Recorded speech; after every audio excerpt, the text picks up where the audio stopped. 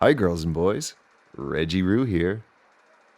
Today we're looking at a mighty snowplow.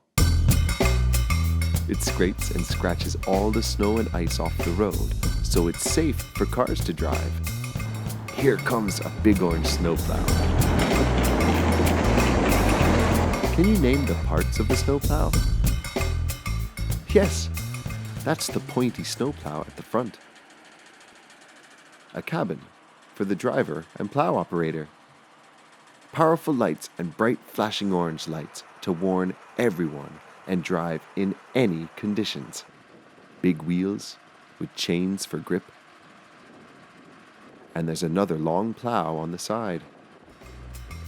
Let's follow a snowplow in action. Along the road and through the tunnel.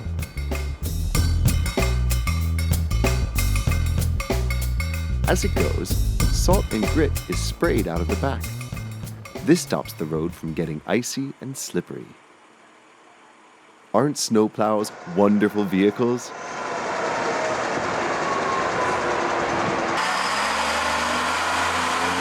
Hooroo!